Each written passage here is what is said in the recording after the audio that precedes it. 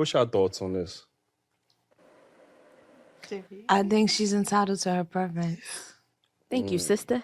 I do. What I would say is, I do understand that it's more of a from experience. So it comes from a metric of what you've actually experienced, like from personal. But the fact that we're setting a tone or a stigma in regards to like black men is highly. I'm playing the devil's advocate. Like I'm not on the opposite side because I've seen domestic violence and stuff like that in the black communities and black homes. But I am not one to say that all black men are the same. It's similar to like when we were speaking on zodiacs and characteristics. Everybody doesn't fall into a box. It's just like them judging us as black women. All black women are not aggressive, or come from a background of she wants to be an alpha female or super independent. Some women do have, it depends on your nurturing and your nature of things. So I don't believe that we should stand on setting the tone, especially as a black woman. You should realize that how empowered you are as a black woman to say those things because you're coming from a black community stating those things. So it is very sensitive when we say it compared to a white person or somebody from a different culture saying it. I mean, I personally think I kind of agree with Ming was saying. I think most black women who speak very firmly on all black men are trash, it does come from a place of bad experience. So we're generalizing because I had a few, and again, it's your experience, but if you've had a couple men do you bad, then we generalize. So all black men are bad or all black men are cheaters or, find me a black man who's good. And it's again, because you haven't really experienced that, we just throw out these very generalized statements that I think is harmful. I think to me is very, raising a black son, and to hear so many black women talk about how black men ain't this, it's just like, I just think you haven't experienced a good black man. And until you experience that, you may never, ever experience a good black man until you heal from that and recognize the role you played in choosing those, because we choose these men, right? You understand? So I think that we have to recognize when we speak, we're speaking from pain. That's really what comes down to when we say, oh, it's all black men. That's just those black men. She mentioned her father. So you get, it boils up resentment toward black men. And that's where you got to heal and do some work because you're going to keep meeting trash black men. I think when women say, there's no good black man or black man this or black man that, they're masking their accountability behind their race. So it's a tactic a lot of black women are using these days, because if you ask any of the men they dealt with, 10 out of 10 times, these men are not going to say it's the color of their skin. It's the problem. It's their behavior and their image. It's not their race. So instead of looking in the mirror, looking at their character, their behavior, and their choices, they hide behind the color of their skin. So that's where the tropes and the statements, oh, black man is, don't date him. If it ain't white, it ain't right. That's where that come from. So you got to be careful when black women start using that. This thing about, what else were we talking about? It's talking about women being the least desired or something like that. What was we at on that? By the way, the lady in the on the podcast with the sweater on, who was dressed more modestly, specifically. I think she said it right. A lot of these women are moving off of their experiences, and their experiences is pretty much shaping how they view every man they encounter. And then when you look at a woman who made these statements, I mean, if you look at her image, her appearance, she's not getting the cream of the crop of black man. So, I mean, we can pretty much tell the type of man she's attracting by the way her image is. She's got purple hair. She's got a t-shirt that says HIV positive. So obviously, she's been busting it open. And the penalty, she got the penalty. That's what I call it. A lot of these women gonna run into the penalty for their actions. Ew, and HIV positive. I didn't even peep that, Darwin. Holy shit. I peeped it too. Ain't no bro. way. I was about to say, Oh honey, my God. Oh my God. Yeah, Yo, but that's this is that's the one that's actually an saying that awesome black idea. man that she experienced, or that she's talking about black men, and Holy shit. and this is her. That's her. So Good observation. Good observation. yeah, because I didn't even see that. Women are usually more observant than men. I don't know how Listen, men call it. I've been working since 6 o'clock this morning, so I'm halfway here. But look, so check this out. Though. Hold on. I don't think Darwin's finished. And That's why I didn't know. Okay, go ahead. Let me just make one more statement about the bashing. The bashing and down talk or talking down. We also got to look into that. When a woman says you're bashing and talking down, for men, when we interpret that term, we might think of saying like, "Oh, you ugly, you ain't shit, or you disgusting."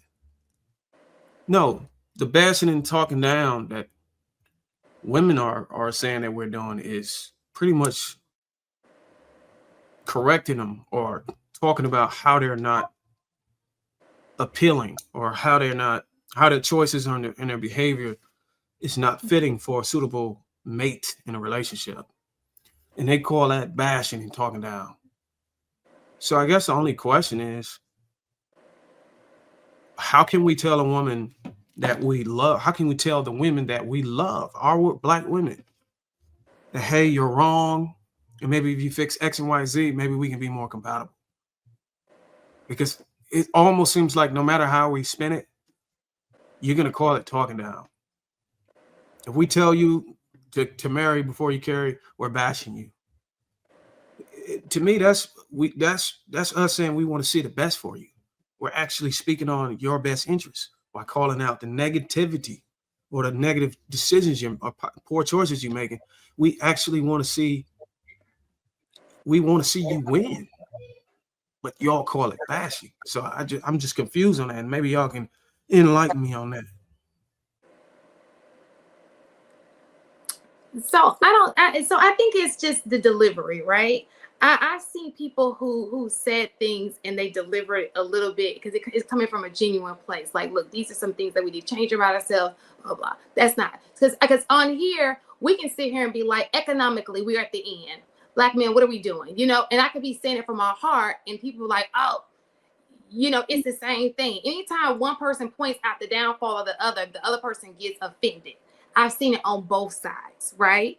Nobody likes to be pointed out on what it is that they do. A few minutes ago, somebody spoke on here and said, okay, well, every single mom, there's also a dad who didn't stick around, right? So, but we didn't want to talk about that, but they're both a problem, correct? So we both have to take accountability. Women have to take accountability and men have to take accountability. But it becomes bashing when we focus so much on one side and not talk about the entire picture. And I think that that's what these spaces kind of lack a little bit. Now, I don't say all, because I have been on shows where people, and I know people, even on this panel, who have addressed it both ways. I know King Talker talks about it. You know, you guys do a good job of that. But a lot of times in these spaces, in manosphere spaces, people like to talk bad about other people, and yet they in themselves are not even together.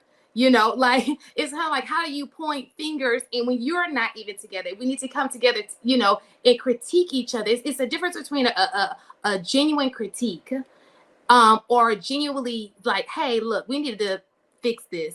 And then bashing is you're going in on somebody, like strong going in on somebody as to they're trying to tear them down. And that's the difference. We don't need tearing down. We need understanding so we can move forward to a solution. Because when you're bashing, the way you approach people are not listening. You know, it's all about, oh, what you said? Oh, my bad. Go ahead. You know, I think we're so big on being the entertainment, making the chat laugh. Oh, they're on our side instead of trying to find a solution and really trying to fix the problem. Because at the end of the day, it reflects all of us. Because if they don't look at it like, oh, black men, black women, they look at black people. You understand? Shannon, okay, I'm sorry. I think you're right. You're right on that, right? So there's a lot of people, you know, who consider themselves in the red pill space. They are not like us, right? So if you watching us, you watching you know, whether it be even what we just witnessed from Daily Wrap-Up Crew, them, we don't behave like that, right? We are more solutions based. The problem is the algorithm doesn't care. So a lot of these dudes are just more polarizing, and we know that negativity works, right? If we watch, what were we watching? Maury Povich, Jerry Springer, those were killing it on the ratings. They were able to have decades, right? Syndication, everything. And it's just because it was trash. People are attracted to negativity, unfortunately. And a lot of these guys are grifters. It's starting to come out. Everybody who's really deep into that space and going hard like that, then like you said, they're not even, their lives aren't even together, right? They're not practicing what they preach, and they've been exposed for it. So we don't want women to really get that. It's just one of those cases again where we're talking about a lot of minority. I don't think that most black men hate black women, right? There is a level of frustration because we want better, and a lot of us are having difficulty navigating in these relationships because so much has changed in society in the past, you know, few decades. And especially now with the infusion of social media, it's become nearly impossible to find somebody. It doesn't mean we hate, because we want, if we didn't care, people wouldn't even say anything about it. We would just leave it alone and just divest, right? But even though there is a small portion of us who is doing it, it's not the majority of us. So we care. We do want black women, right? Pretty much everybody on this panel is married to a black woman, right? And that's what my circle looks like. That's what I'm sure a lot of people here, their circle looks like. So it's something that we want to fix. And it's just one of those things. It's going to be some tough conversations, but we're trying to do to happy medium. Where that is going to be tough, but that's why we these discussions. So I don't want women who watch doing it think we no, we don't. We love black. Like, say it again, we love black women, and we want it to be fixed. And a lot of things I'm fine, right? I'm not worried about, and most of the gentlemen here, they straight. They're not worried about, like, they're not in the dating situation worried about all of this. But we understand that it's a problem, and we're talking about it because we care about society. We want our peers to also, and us as a community, a black community, to be able to do better. That's what we want. We really want better for our children, our next generations, and we want to be able to flourish. And most of us share the belief that, you know, the nuclear family is a great portion of how powerful you are in society, and it's directly tied to wealth. So we want this. And those dudes, it seems as if we're going to have to start really holding them accountable, right? We're going to have to start banishing them from our spaces. We're going to have to start shutting them down because they are misrepresenting us. They are part of the problem. They are part of what's making us look bad and projecting hatred. And it comes off like we do it anytime we speak. But there's a grave disparity, in my opinion, between what they say and what we say, because they're not practical. A lot of people are using and stealing the same talking points and just regurgitating anything. And there's no critical thinking involved. It's just talking points. And it sounds silly after a while. Once you witness it a few times, it's like, damn, you know, and then there's echo chambers. And a lot of the youth are starting to adapt these type of habits and ideologies. So we're going to have to cut this off at the root.